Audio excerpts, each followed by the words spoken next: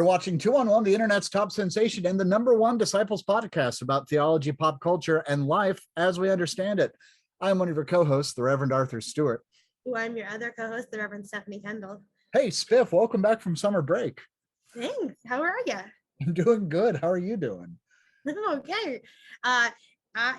Summer is great. I've been really appreciating, not having, our Wednesdays. I've missed our Wednesdays. Obviously, it's great to be back, especially with this incredible guest who we're very excited about. But it's nice to show people that we can do different things. And I hope everyone is enjoying God's Favorite Idiots, because those have been really fun to do. They have been really fun to do. But Arthur, I took a couple trips this July, and I came back and had a box waiting for me. And do you know what was in said box? I do. It was 10 copies of Are You Still Watching? Using pop culture to tune in, find God, and get renewed for another season, co-edited by Stephanie Kendall and Arthur Stewart. I mean, look at our cute faces on a book. Look at our cute faces on a book. Mine is right back there, and it's promotional copy. So friends, if you have not picked up your copy, well, you can't pick it up quite yet because it hasn't been released yet, but please do make sure that you go to any book retailer and pre-order your copy. And when you get it, please do read and review, because it helps, it matters, it's cool. Also, it's good. I was rereading some of the episodes. Like we did a good thing here. So very excited. So speaking of that, and the good thing we did, I do want to share the absolute last sentence in this book, which is as follows. Okay. Arthur will insist there's only 2 seasons in the church, Advent and almost Advent. And friends, it is almost Advent. It is nigh. Advent is nigh. And if you're getting ready for Advent or the other seasons of almost Advent, may we commend unto you our sponsor, Jeff Wunrow Designs. 1000%. Jeff Wunrow is incredible, handcrafting liturgical textiles for every season of the church, or as Arthur understands it, 2 seasons of Both the seasons. church. Advent. Both seasons of the church.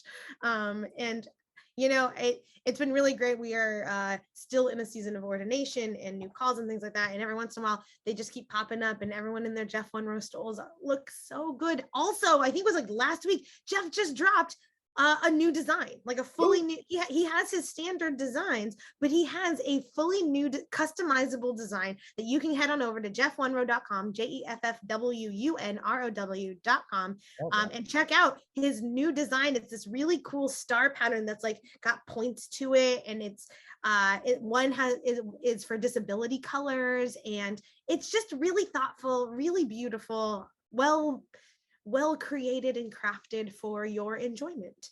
Right. I always feel like the hair club for men a little bit, where it's like, I'm not just the president, I'm a client myself. But we didn't approach Jeff Wunrow Designs because we thought, well, here's a great way to do this. We both have and love liturgical textiles from Jeff, and we know that you will have and love them too. Use our discount code for 15% off your entire stole purchase. Not just one stole, not just 2 stoles, but as many stoles as you wish to buy, 15% off all of those. Use our promo code 2-on-1, those are letters, 1-5, those are digits, at checkout for 15% off. Also, it does have to be said, Spiff, you need a new cope or chasuble for General Assembly next year? I think I do. I think I need to show up in just like full Moira Rose from the end for the wedding. Do we custom order 2-on-1 chasubles? Yes. Our intention is to do a live 2-on-1 at the Disciples General Assembly in 2023. So everyone get ready. It's going to be very fun, and we will be wearing our Jeff Wunrow stoles, if not new Jeff Wunrow chasubles, capes, face masks, and everything else. Dear Jeff, we hope you're doing well. Could we please have 2 comped miters? Yours specifically, Spiff and Arthur. Head over to jeffwunrow.com at the end of today's show and check out the full catalog. I'm looking forward to scoping out that star pattern. I didn't know about it, and I'm looking forward to it. Follow them online. And when you unbox your Jeff Wunrow stuff, or when you unbox your Are You Still Watching, use the hashtag Are You Still Watching, and make sure to tag us on at 2-on-1 Project, and let us know when you get the book and what you think and like. Yes. And if you don't like it, tell someone else. Okay. Let's don't tell it. If you don't like it, don't tell anyone. Don't tell anyone. Well, that's fair. Okay. Keep it to yourself. Scream it into a jar, seal the jar, hide the jar under your bed. And then think again, because it's good. Well, friends, we've averted the end of the world at least twice with our guest right now. And we've also talked about the brilliance of the Ravenclaw house. It's good to welcome back to the program the one and the only Charles Anthony Bryant. Charles Anthony Bryant, welcome to 2-on-1. Hello. Hi, It's good to friend. be here. How are you? It is so good to see you again. It is good to be back. It is.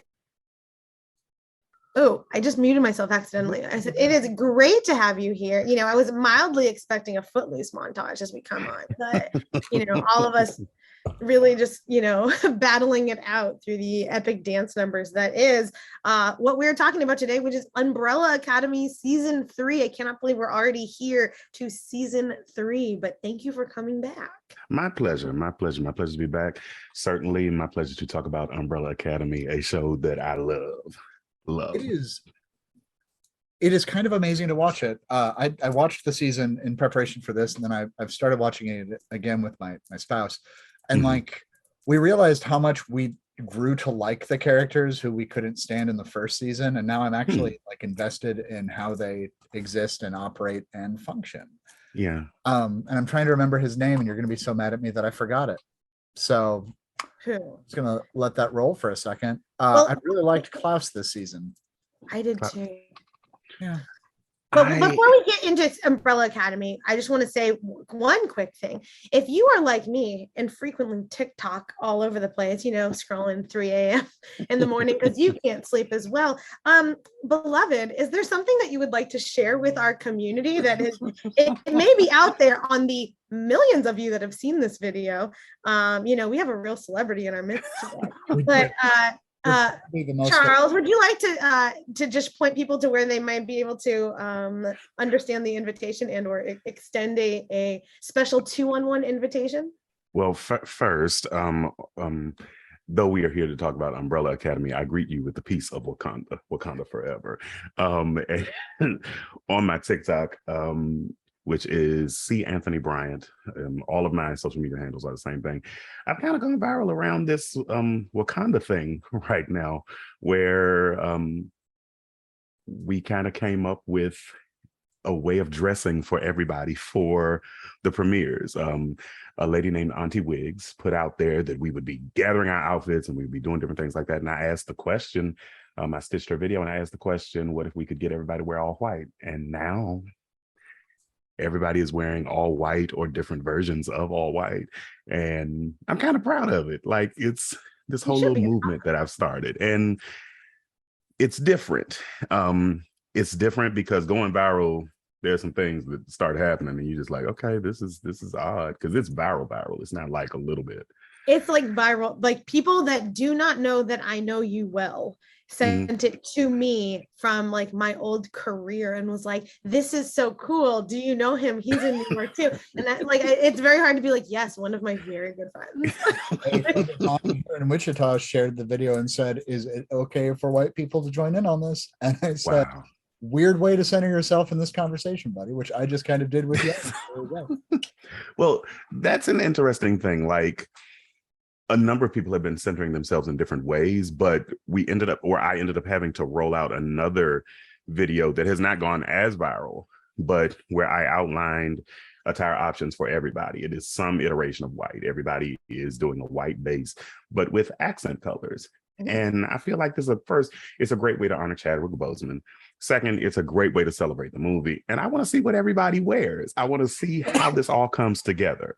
I think this could be a really, really good, really, really big thing. And another thought that I have had is that if we can get people to unify around a color, like, let's all wear this, what could we get people to unify around in addition? Maybe voting, maybe, you know, let's have a kindness day. We're all everybody today, you're doing pay it forward. One thing for somebody else that they don't have to know about, but just, you know, what can we do? What other movements can spring off of this? And so we're just gonna see how far we can make this go. I wonder if there's room, especially that day that it comes out, since I know that this in part got centered on like how do we celebrate Chadwick Boseman and his legacy as Black Panther, who, you know, most of us or everyone knows passed away from cancer.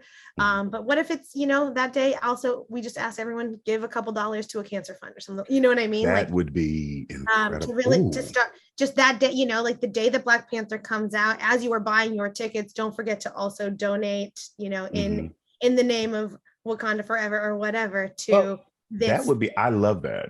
I think that I'm going to incorporate that in my next set of, so people have been calling them church announcements. I'm in my next set of church announcements. I think I'm going to do that because I was going to really just drive home the voting piece, but I think that. I mean, I like voting too. I think that it's all tied into healthcare, right? And so yeah, right. It's super important. But how might we also, you know, in that spirit, kind of pay it forward, build new communities? Because not to take us off topic, put us back on topic. But I think a lot of season 3 of Umbrella Academy has to do with what does it mean for multiple communities to come together, to rely on each other, to, you know, when you have beef, when, you know, like, what do you do? Obviously, when we have beef with each other, our first inclination is a dance off. But second, second, where do we go? I'm sorry. That was the greatest opening to a series of television ever. Every single show should have to start with a Footloose montage. That is done with such precision and love and irreverence. It was perfect. It was perfect. As a musical person, what did you think, Charles? Because you are my music. You are my music. I thought it was great. That montage, it was great. It was beautiful in that, okay, this is how we initially deal with our problems in this particular universe. Okay, cool. What if this happened everywhere? It was very, you know, it gave a little West Side Story, but it was also, you know, it was cool. It was cool. But, you know, the music of this series is always good for me. The music and the references, it's always, you know, it takes you back to a place that, you know, that oftentimes you've forgotten. And so that was a great opening. It was a great opening. I love it. Yeah. I loved it too. And for those of you that have not seen season 3, please just go, you know, pause this show, go watch season 3 and come back. But we do find our Umbrella Academy kids, or, you know, the siblings coming back, and they have found themselves in a different universe, facing off against kind of their parallel alter ego, but also not alter, because they're just different people. Who call themselves the Sparrow Academy. And the only thing that is kind of a consistent is father, which because in 1963 in season 2 they saved the universe, but they also directly approached Hargreaves. What was going on? So he instead opted, they thought, to get different children when the event happened, but instead we found out that the little boy Harlan that was saved by Vanya ended up having powers, and when they were born he killed their mothers so that they didn't actually exist. Not when they were born, though. No, right when they manifested. Right when they manifested, when he felt their presence, which it was wild. So I was just like, Jesus. But I want to go back real quick. Yes. You both said that, you know, you have fallen in love with Klaus. Klaus got on my nerves this season. Oh yeah. I mean, deeply. Like, previously I was down for Klaus. I was just like, okay, yeah, this is my dude. Now, nah. Like, I love that he has, you know, we will get to this. I love that he has now honed his powers. He didn't just have them. He now, you know, has some type of control over them. And of course, we attribute this to his horrible, horrible father. However, the lead up to that, I was just like, you're so naive. You're just so, and it bothered me very badly, very badly. But they did make him far less crafty and manipulative than an addict would be. And I speak as an addict. Like, he was way too willing to let anything go with Reginald Hargreaves. And I hadn't really thought about that. I mean, it just,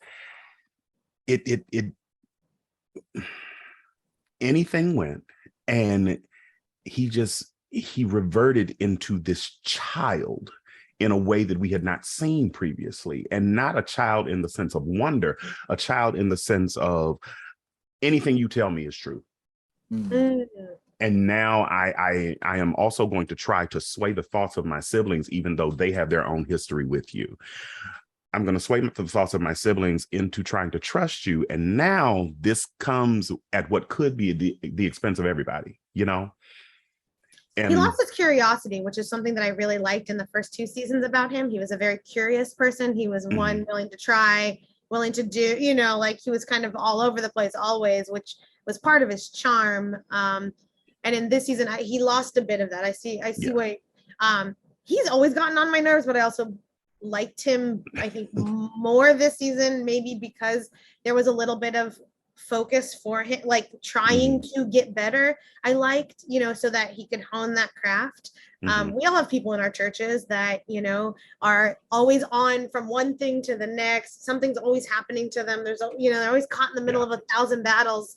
And while, you know, you don't have to hone your craft through unrelenting pain and suffering, like Klaus did, I do think that there's something there that I appreciated about his own desire to hone his craft, that like even the people that seem to flit around have a specific and intentional purpose that can be joyous to them and be passionate for them if they find the right space to give it energy.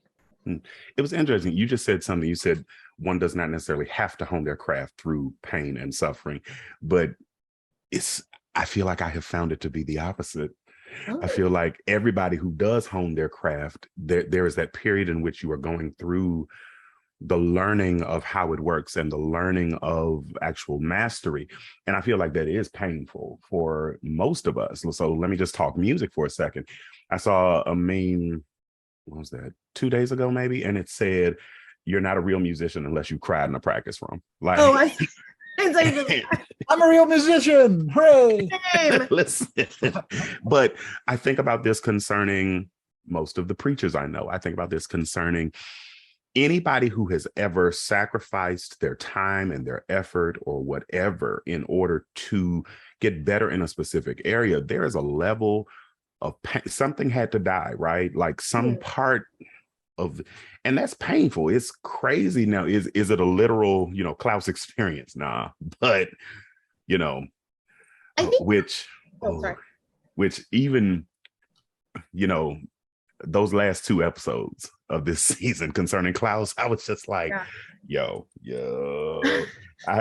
because that whole thing, and maybe there's a part of me that is jaded, and I'm working around that. You know, I'm in therapy, but me too. To trust somebody to that point, only for spoiler for all those. For a spoiler show, you're all right. Or okay, to trust somebody to that point, and then they try to leave you as the world is literally coming to an end.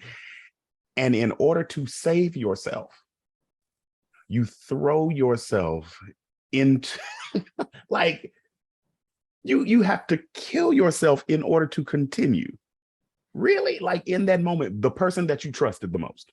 Oh, for sure. I think that was where I was getting at. If like you don't have to, because like had Reginald said, "Listen, it's going to be scary, but I'm going to be here. We're going to do this together." You know, like you're going to it'll be painful, but I'll be here. It doesn't have to be as like, yes, growing can be hard and challenging, you know, and I think it was just for me, I was like, oh gosh, like you don't have to, like, it was the knowledge harboring that Hargraves did to him that I think was mean, that was like, it caused more suffering and more pain than was necessary for that word nerve.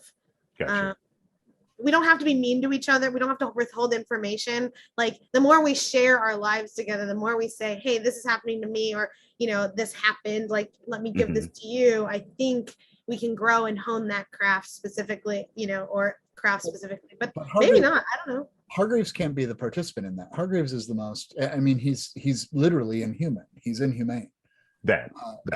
Sure. I think the very end of the series, they revealed the fact that I'm still not sure why Luther was on the moon, but it had something to do with protection of his wife. protection of his wife. Which begs another question for me. So if Hargreaves is this old, Mhm. if he has lived through all of these generations, so we can then talk about the hotel at this point and building the hotel around this particular space to protect this particular space from anybody else. If Hargreaves is this old, how old is that being that was on the moon? Who exactly is? I'm very interested in season 4 now, because I need to know who she is. I need to know how she plays into this larger plan. So I looked it up because Mhm. it was mentioned briefly in season 1. She is also an alien. Okay. Okay. And again, he was going to kill all of them to Mhm. rewrite reality and bring her Yeah. back. Yeah. Sure. Absolutely willing to put all of them on the chopping block, and he did not mourn at all when 6 of his 7 children died in this universe. Mhm. Nor did he seem really concerned about the 7 that he abandoned in the previous setting from the 60s. Well, Sure. also that whole thing of, well, you all came to me at this point in time. I clearly didn't get it right that time. So why would I get you again? That what? And then of course there's the necessity piece based upon, the death of the mother's fine. But and I don't think I looked at that initially, that it would have been a necessity for him to find someone else Yeah. based upon what had happened to the mothers. I didn't think about that initially, but just this whole the willingness of Hargreaves to throw folk away consistently for his own personal gain. And it's so interesting. He is inhuman, as you said, but I know people like that, that's ooh.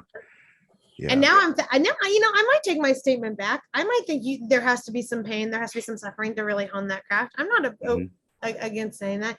One of the things that kept coming up for me, though, especially in the early episodes, so he has his first 7 or whatever, and then the second, but there is a crossover. You do have Ben in both. This is true. And I thought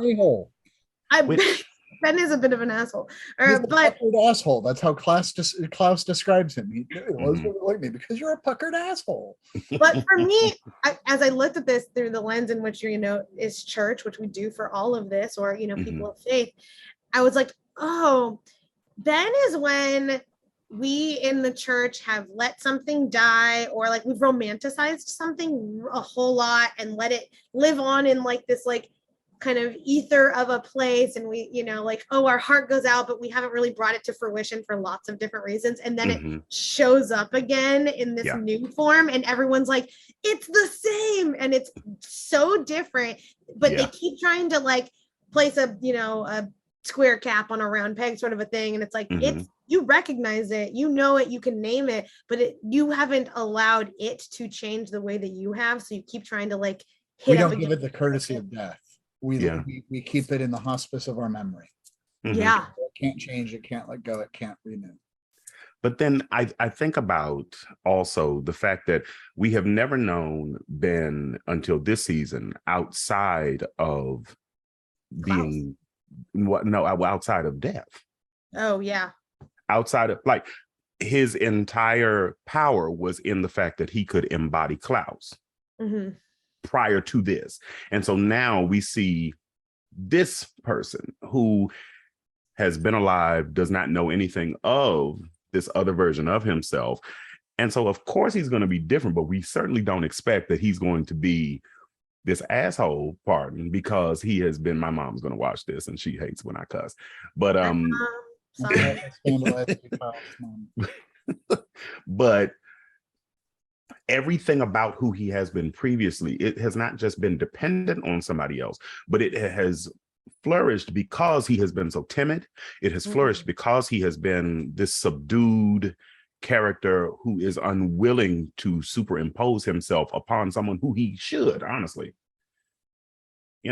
So that, and then can we just talk for a second, quick aside, umbrellas versus sparrows, not in the sense of the dance battle, but it just in the sense of umbrella is covering and shading, and it's supposed to be a type of protection, whereas sparrow is symbol. Hold on, a symbolic of, and this was interesting to me, power. I didn't know that, but creativity, community, and simplicity, and empowerment. And then in thinking about that, I also thought about, okay, if Sparrow is symbolic of power, creativity, and community, my mind immediately went to, I'm a musician. So the song His Eyes on the Sparrow, this whole idea of something to be watched, something to be cared for there. I haven't gone as far as I want to in that, but like, I'm going to be thinking about that. Well, and as you say that, I think about, so a big difference between the two of them in these worlds, right, is that Sparrow, like, they're famous. Yeah. They're like Charles Anthony Bryant on TikTok famous. Like, they know people, like, there are billboards, you know what I mean? There are people outside. And I like the simplicity of the Sparrow definition also, because each one of them they all have their gifts that are very specific, and they lean, especially the Sparrows, lean into, this is what I do to help this larger thing, but it's very specific. Whereas I think that umbrella is much more nuanced, right? Because and just in its symbolism, right, you use umbrella in the rain, but you also use it in the sun. It isn't it's something that you use always, whereas these very specific, the simplicity of the Sparrow, that's interesting. I like that a lot. Also, their billboards say, like, watch your step because we are watching you. We are watching. In that series, more than anyone else, they were all literally watching each other. And that Faye sent out her ravens or her or starlings or whatever to do that, but all of them watched each other fight through the whole series. They reviewed tapes. They are very much. It's not community, though, I would argue. I know Sparrow represents the group of individuals for a team. The community was the after the first fight, they're all just sitting in a park, assuming Vanya is going to show up. Right. Like, and then Vanya does, and they're great. Like, it's I don't know. So here's my first question. Number one, do you think you could take your doppelganger in a fight? My doppelganger, yeah. but okay, there's some things there. Multiverses right now, Charles. I mean, like, the only way I would not be able to do that is if I encounter one in a multiverse who maybe is trained in a specific set of martial arts that I just have no knowledge of. But like, if we just talking street fighting, no, I'm pretty good at that. And so I won't say how I know that, but I'm pretty good at that. And so it's just like, okay, I got this, we good. And even if somebody may be equally matched, if we fighting, we fighting. No, I'm gonna take my doppelganger out, especially if I don't really, I have this ability to be able to see someone that may look just like me, but be like, okay, you know what? Yeah, I don't know you for real. I don't know you. This is a trick. Yeah, nah. And yeah, so I'm gonna say I could. All right, Spiff. I'm gonna say I could. Today, no, maybe when I'm tired. But maybe like fit 27-year-old Spiff. Like depends. Like depends on which version of, like, is it 39-year-old Spiff fighting 39-year-old Spiff, or is it 27-year-old Spiff like fighting 20? You know what I mean? There's a lot to be considered there. I feel like I'm in a space in my own life where I would want to fight, but I wouldn't. I would be like, no, we can do this another way. There has to be something. And I would probably turn to community and be like, all right, how are you guys doing this? Like, can we just put them elsewhere? Like, how do we come to this? But also I'm scrappy. I'm not trained. So like, yeah, like I want to say also, if it come down to it, probably, yeah, I could take her. I wouldn't, because I beat myself up way too much. I would yell, do you have a cigarette and do you want to make out, and see what would happen. Anyway. What if your doppelganger swung first? If it swung first, well, yeah, I'd try to duck. I don't know. I'd make him chase me. You wrap your arm around him and then I do not think that there is an Arthur Stewart in any multiverse that runs. Well, if something is chasing us, so I figure we'll go a block and a half, wheeze for a little bit, and then go watch. That's Um, hilarious. so speaking of finding with community and voice, Allison had so first of all, I want to compliment the fact that Yeah. Umbrella Academy actually let a person be traumatized by majorly traumatic events. They weren't just like, oops, you're a black woman in 1963 Dallas, better get over that. Like it was, she was traumatized. Yeah. But she said something to Victor in the 8th or 9th episode where she said, I am so tired of this family telling me I shouldn't have feelings and being so concerned about yours. And I want to talk about Allison for a second, if we could. So the arc of Allison's character was very interesting to me because you would never think you would never think in any of the seasons prior that she would come to be who she is in this particular season. And or I would say who the character is up until actually, yeah, I was going to say up until that last episode where, you know, she does what she does concerning Reginald Hargreaves and all that. But even beyond that, they come into the new universe and she is still, she displays a level of selfishness that she has never displayed before. And I think it could be because she knew love in a different way. But even with that, like, I'm not saying that, you know, in the pain of something, you should just let go of your memories and do different things like that. But if you know that there is larger work, you continue to do the larger work. You continue to do what is necessary. And she became so untrustworthy and making side deals and this is not who we have known her to be. And I was so hurt by that. But then it's like fabulous character development, fabulous. Like if I'm just looking at it objectively as a story, but if I'm looking at it as somebody who I have bought into, and I have bought into this character and I've been ride or die with this character, like, okay, yeah, all right, cool. To see that happen in the way that it did was really hurtful for me, like on a very deep kind of level. And that statement to Victor,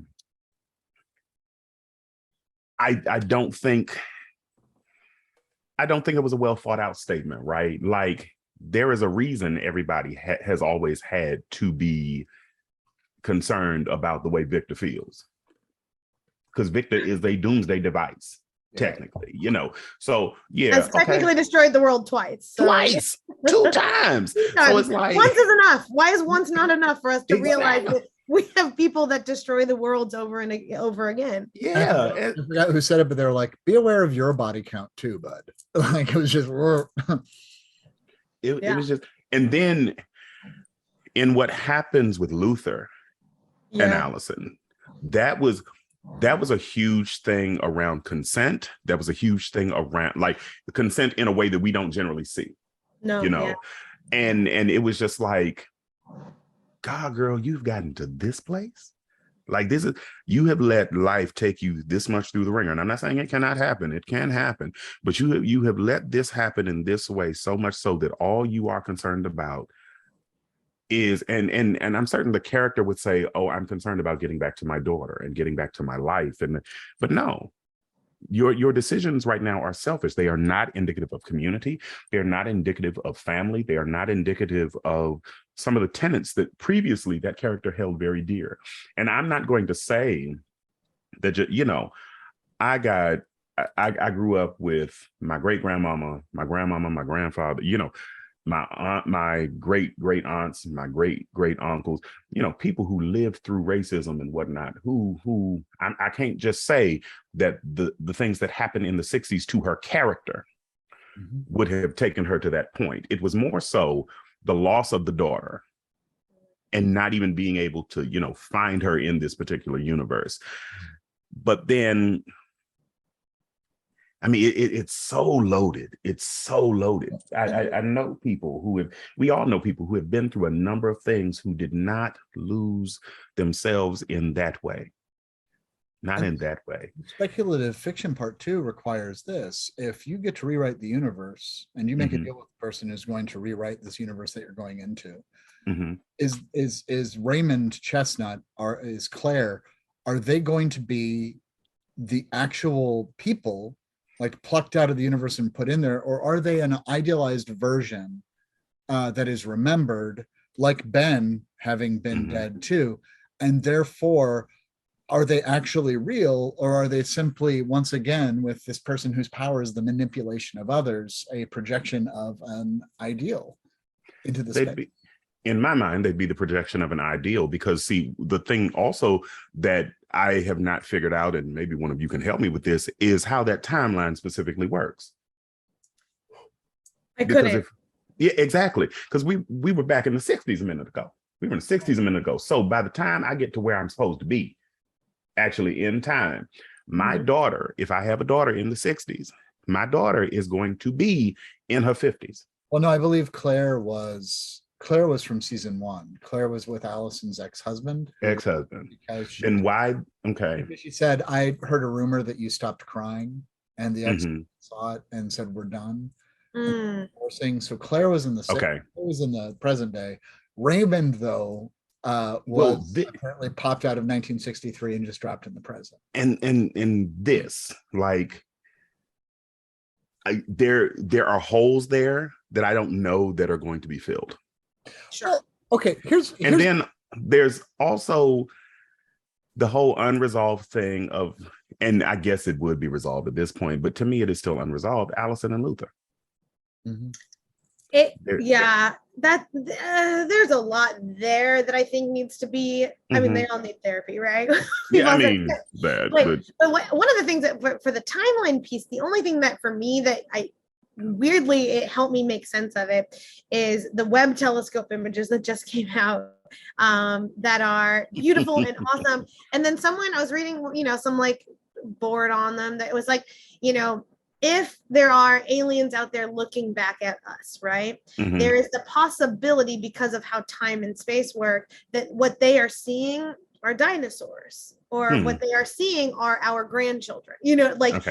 Who knows what time they are actually looking into. So for me, that understanding of how time and space works, that like at this very moment in a universe far, far away, right? There's an alien possibly looking back at us, at me, but I am not here because the dinosaurs are, but I am not here because my great-great-grandchildren are, whatever. And so that for me helps align the timeline to just a bit of like, where are we in time? But also, no.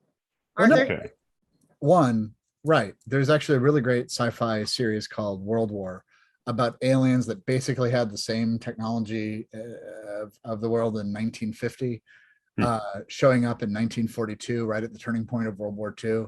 But it's because they sent probes and like in the year 800, and they never changed because they're probably the church. And therefore they're like, we're going to go up against knights and, woohoo, we got this. And oh my God, they have tanks.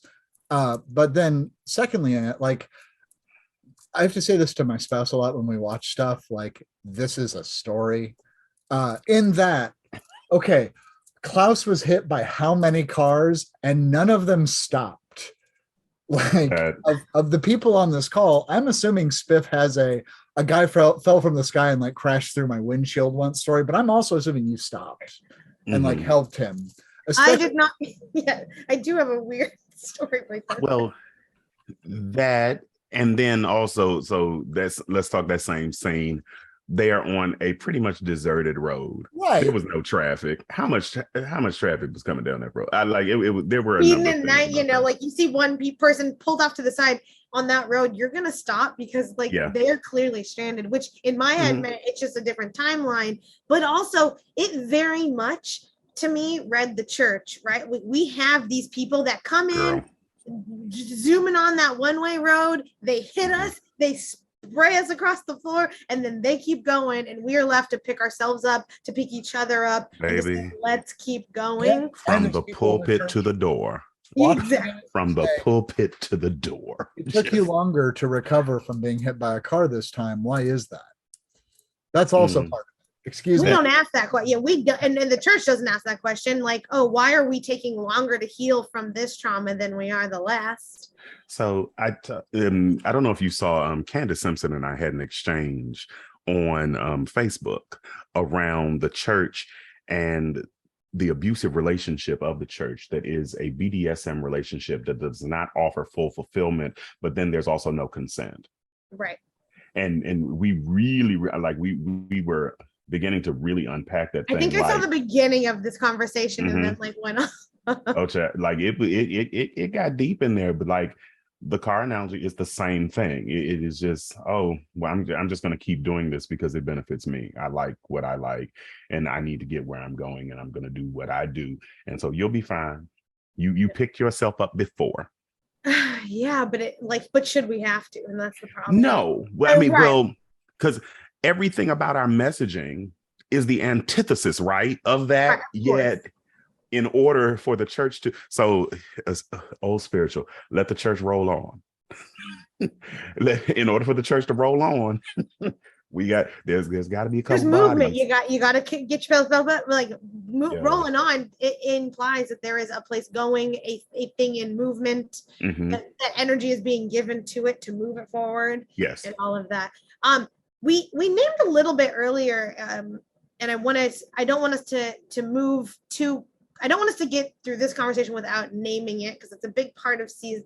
It isn't a big part of season 3. So are we okay if I ask a question quickly that pulls us into this? I love this car metaphor, but things that we allow to bold us, push through us and scatter us are oftentimes things that we could have just simply stepped out of the way, right? Klaus knows they're coming. He could have taken 2 steps to the left and avoided it. But so one of the things that was highly anticipated for this season of Umbrella Academy is that Elliot Page had transitioned between season 2 and season 3.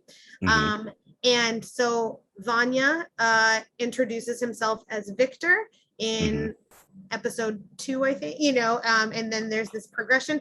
Not a whole lot of time is spent there, but it is an impactful moment, I think, both for trans identities, for just visibility and things like that. And I'm wondering how, for you all, you think the church might be able to learn from how this transition was written specifically into this season, how the characters reacted, and how it was, from what I can understand, really well received writ large in the community. So I want to talk about the way it was written and the way that it really became a back burner topic.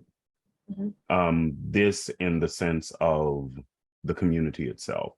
When I have encountered people of trans identity in my personal life, they don't generally want you to make a large fuss about anything that has happened here. And I think with this show, they did a very good job of doing that. It was just very much, this announcement needed to be made simply because this is who I am now. And nobody had a negative reaction. It was just, okay, all right, cool. When did this happen? Over breakfast? Okay. Right, yep. Right. And I don't think that we do a good job with that, because there is this thought that you have to be who I want you to be, or who I need you to be, or who I have always known you to be. And we don't offer, we are speaking, of course, right now of trans identity, but if we just talk about our identities, there are people who know us in one form and in one way who do not allow the space for us to change in any way. And we are then, always beholden to this old way of identity. I know that if I go back to the church I grew up in,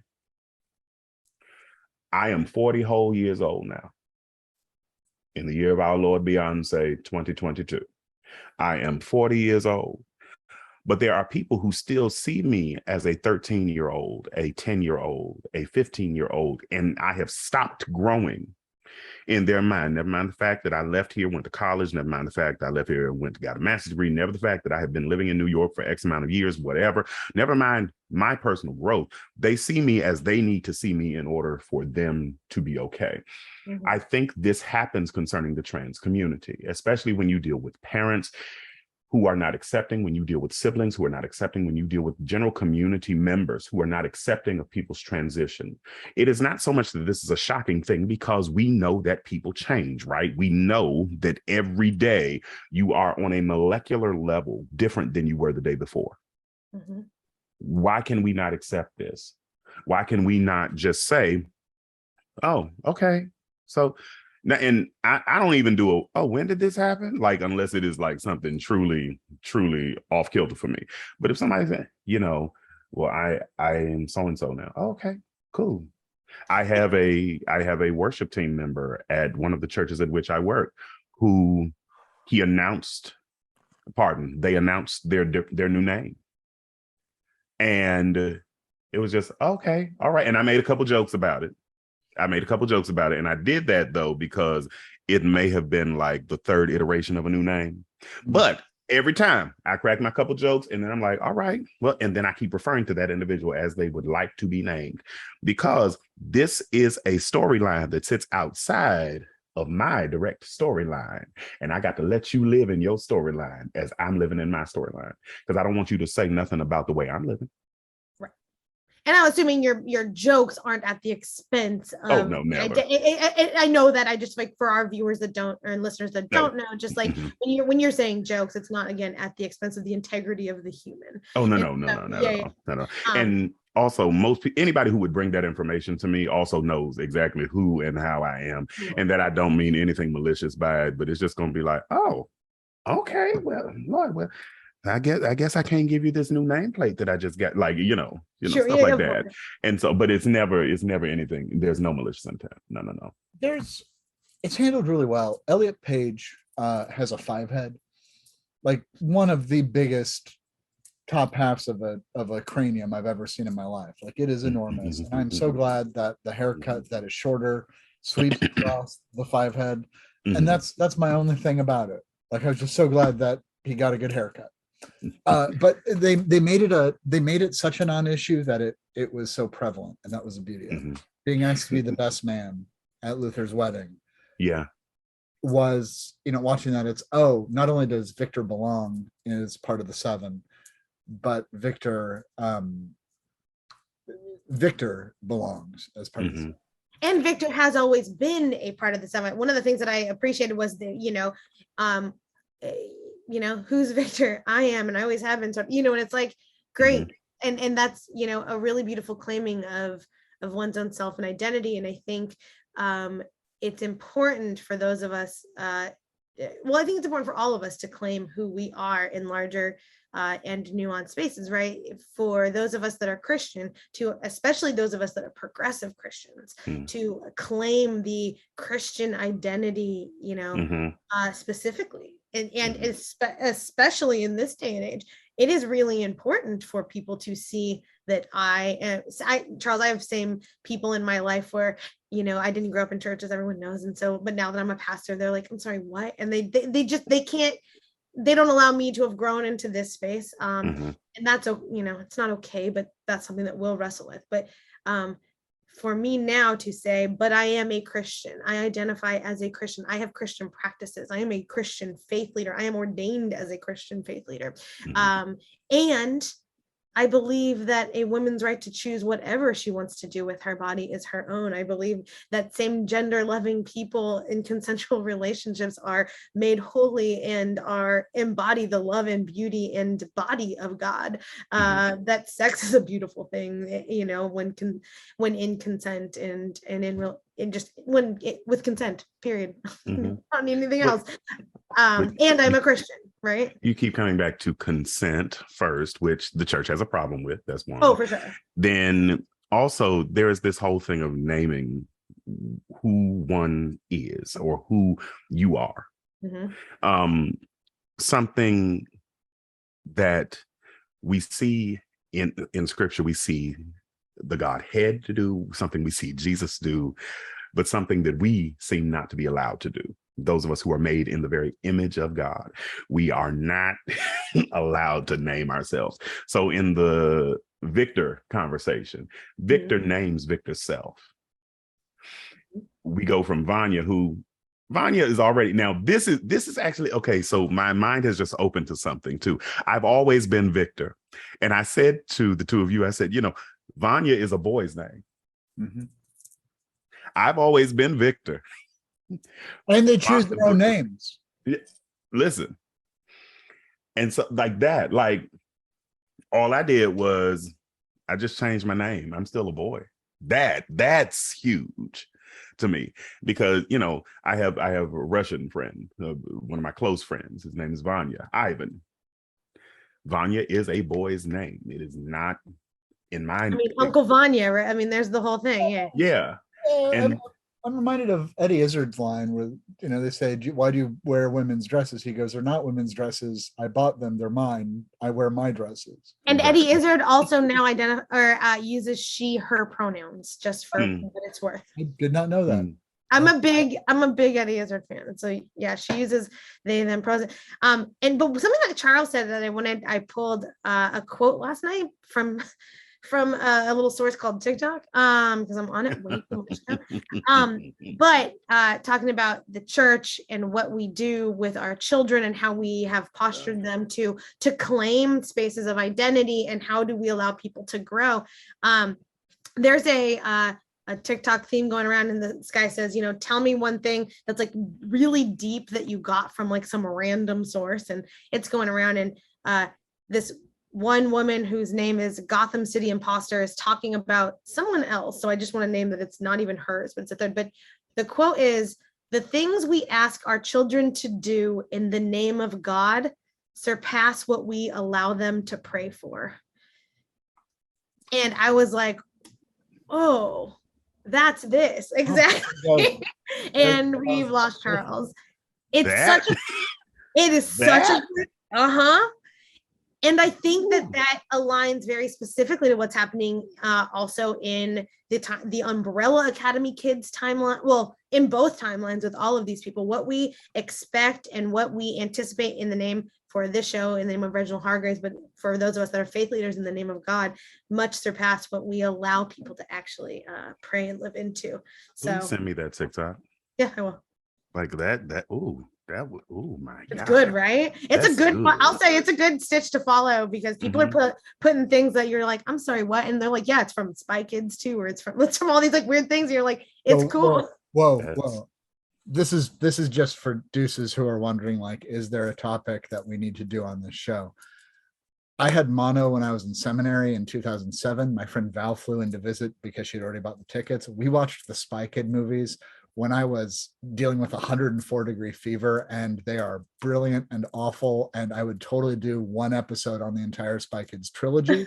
Okay. Thank you. I'm just putting that out there because sometimes people are like, I have no idea what to talk about. Spy Kids. Let's do Spy Kids. Spy Kids. Oh, but let me jump back real quick. Okay, so that the whole name yourself thing, right? Mm-hmm. Like in naming yourself, and pardon my Cook Unity delivery is getting ready to come. So my bell rings and I got to run real quick. I'm trying to say this before that, but then I'm coming back. Okay. Vanya to Victor, naming oneself. I want to draw a parallel to Lovecraft Country, where Hippolyta encounters the deity, and she is on, I forget the name of the planet that she is on at this point, but the deity says to her, who are you and where do you want to be? She was given the opportunity for the first time in her existence to name herself and name where she wanted to be. And for so many people, that is not really an option. Those of us who especially have grown up in church, other people have named us. Other people have told us exactly who we're supposed to be. Other people have told us how we are supposed to be. Other people have told us so many things about ourselves when they don't even know us and we don't even know who we are. But then the moment we find out who we are, we have to name ourselves. We have to call the thing that we feel deepest. You know, we have to call it something. We have to name ourselves and then function in that name. Victor operating as Victor is Victor functioning as Victor's highest self. And I think we will continue to see that development because Victor had the opportunity there to name Victor self. And I think that's a very big thing. Yeah, absolutely. How and that it was respected, and that there was this like my favorite part in the non-ness of it, it was just like, we were gonna throw you a party. Do you want a party? Like, do you want, you know? And it was just like, there was it's, you know, you're loved, right? Is that it? Like, do you know you're like, and sometimes that's all it takes, right? Because it felt like the gift, the party was in the fact that they had finally just like quickly said, I love you, right? That they like, that is a part, like a statement of truth, a statement of love, a confession of tenderness to one another is that party sometimes that you are looking for, because it means that you are seen and valued and a part of the biggerness that you long to be. And it was like, it was so beautiful and lovely. And then they moved on and I was like, perfect. I love Perfect. it. It's the end of the world. What is your karaoke song or live band song? Because you wouldn't do karaoke, Charles. I would not do karaoke. I do not believe in karaoke. Karaoke is not something that should be allowed. Okay, I'll get into more of that later. That's fine. But live band. So, I kind of have a list. And I wouldn't want to just sing one song. So I have to sing Clark Sisters, You Brought the Sunshine. I also have to sing Patti LaBelle's If Only You Knew. And a wild card number, just that I don't know right now, but I know I would need at least 3 good songs. Just scream. Just, yeah. His Eyes on the Sparrow. No, it would not be that. That was actually, I think that was like my 2nd or 3rd song that I ever sang. Oh wow. I was clearly just kidding. Also, the only, besides, if you don't grow up in church, do you know how you know that song without it being in church? Sister Act 2. Lauryn Hill, Sister Act 2. Okay, wait. Sister Act 2, Terry Hord Owens, just tossing that one out there. You owe us. Hold up, wait a minute. So there is a video of a pastor getting up in church, and this person says the following: coming to sing our sermonic solo is so-and-so. She will be singing His Eyes on the Sparrow, written by Lauryn Hill. And it's a viral video now. It is a viral video. And I'm just... Written by the Fugees and Lauryn Hill. Yo, Lauryn Hill and the Fugees, His Eyes on the Sparrow. That's it. Just... You should just... What? Can we not just give it to her? Like, or let her have it? Or, you know. Absolutely not. No. And then if you do that, okay, so I'm a child of DC. Another child of DC is Tanya Blunt, who was sitting at the piano with her. So if I'm gonna give it to Lauren, I'm gonna give it to Tanya too. But now the song. No. Now, is that an iconic arrangement of that song? Yes. I mean, and them girls sang. It was beautiful. But they no, that's not who wrote it. I will not. What's your? Sometime I want to talk to you about song covers, because I have a lot of theories and a lot of there's a lot of theology to it. My song, if I could sing it, would be Last Dance, but like the extended Donna Summer version, especially if there's a band backing me up. I can't do any of those like draws or drops. I could probably do a really bad lounge version of Beyond the Sea, which I would do. Okay. No more aqua. Bam, bam, bam, ba, ba, ba, water, ba, bam, bam. So long sailing. Bam, bam, bam, bam. Spiff. Weirdly, I'm just gonna go with what my last karaoke song was, because I went and did karaoke 2 weeks ago, because once a year for my friend Ashley's birthday, she loves karaoke, so I go to karaoke. You are, and so she's also my emergency contact, so you gotta really keep you gotta look out for it. So it's a political thing. And my friend Tim, who I went to music school with, and I was in his senior production, we've known each other. We did Rent's Take Me or Leave Me, and it was it was very fun, and it's my favorite show of all time, as everyone knows. So I would either do Maureen's monologue just because it's ridiculous and I can just get into it. Take Me or Leave Me is a good time. The song, Seasons of Love is the song that people laid their hands on me during my ordination, as you all know. And so it would probably be a Rent song, like my End of the World. I would probably sing Seasons of Love, that this is I hope that the next season that we allow ourselves to be led into in this apocalypse is a season of love. And so I would probably sing that. What you had missed when you deuces. If you didn't see it, Charles had to leave for a hot second, came back. But what we were talking about is the apocalypse. And I said, I think that, why we haven't even brought up the apocalypse, that is the end of the world of this show, is literally happening once again, is because we're living in a daily apocalyptic nature. We've seen the end of the world in this show twice, but I think in our own just lives, there is this anticipatory understanding of the ends that continue to greet us. And so they're not as novel anymore. Well, if my doppelganger showed up, I'd be like, dude, Donald Trump won the election in 2016.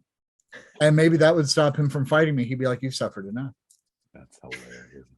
Hopefully he wouldn't go, but did he win in 2022? And so I don't know. Well, this would assume that Donald's not the dictator in the timeline or in the university he would come from. Bless you. That was such an approach. You've got to get that out of your system. You could be that. I'm actually allergic to that thought, Charles.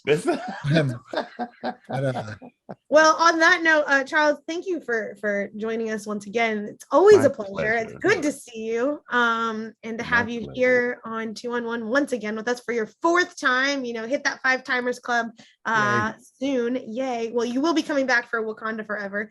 Wakanda Forever. And hopefully we talked about doing a Lovecraft Country episode. We can absolutely love to do that. Absolutely. Yeah. Let's do it. Okay. Cool. So absolutely, that you are more than welcome on 2-on-1 anytime you want to give us some of your time. I know how busy you are, so we are very grateful. But what, as you know, we have one question that you can anticipate in these shows. So what biblical theme, narrative, verse, whatever, are you most reminded of in Umbrella Academy season 3?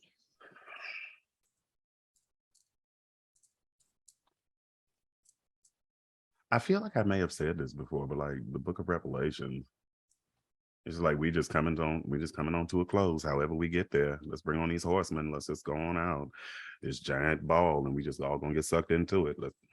But I know that's very random and esoteric, but yeah, that's. I mean, it's a book about ending empire, so yeah, so I like it. Are there? I'm going to go with Klaus as Christ. Because he starts as a total outcast. He moves into the second thing where he starts this cult, right? And everything works well. And then season 3 is 100% atonement. And can't do resurrection without death.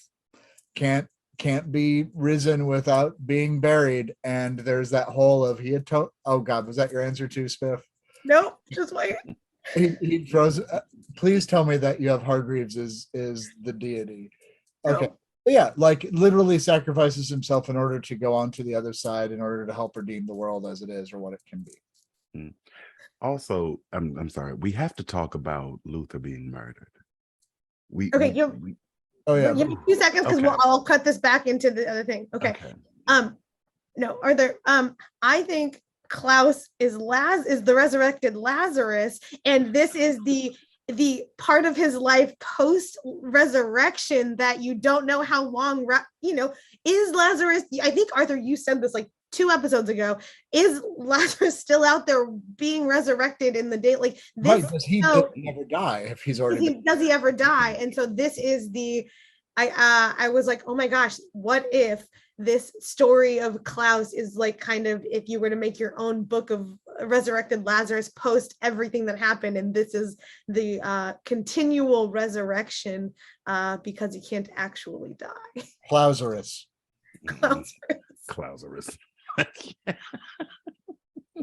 Okay, I'm gonna cut this. Okay, what are Charles, what did you want to talk about Klaus, or not Klaus, well, just how that happened. Luther, it always seems that Luther is making some type of monumental sacrifice for his family in one way or another. Either he's living on the moon for a few years, or he's trying to get everybody together to do whatever, or he is literally taking a tail through the heart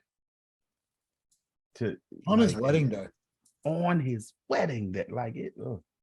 I think for me it's just a really good reminder, because when we tend to think of people as solo identities, right? This is the one thing. He is strong. He is and yet he also has in lots of ways the biggest heart. Yeah. And so I really appreciate the way in which Luther continues to show up as that umbrella, right? He covers so much of his people, and yet it is it's sacrificial. It is sad and beautiful, and something that reminds us that those that may have a singularly strong gift, it's not the singular gift of who they are. Like that there is so much more. You may have something that is like, oh wow, that person's gift is just amazing, like Charles, you're an incredible singer. You truly are. You're an incredible, all of that, but you have so much more to give as well. That is not the gift of your voice and your song is a large and wonderful part of you, but it is not the sole part of you, and it is not the only part of you that I love deeply. So likewise, I love you. Friends, this has been the 2-on-1 project. Thank you again, Charles Anthony Bryant, for coming on in between your TikToks and your great plans for Wakanda Forever. Hey, friends, 2 things you should know. 1, we're sponsored by Jeff Wunrow Designs. You can go to Jeff Wunrow, JEFFWUNROW.com. Buy a bunch of stuff and use 15% off your entire store order. Second, speaking of orders, you will want to order Are You Still Watching, using pop culture to tune in, find God, and get renewed for another season, co-edited by yours truly and Spiff's truly, coming out from Chalice Press on October 25th. Okay. That's it. In this timeline and the next, deuces. We'll see you later. Thanks for hopping on doing one. Charles, thanks again, and we'll see you all soon. Goodbye. Get more 2-on-1 at 2on1project.com.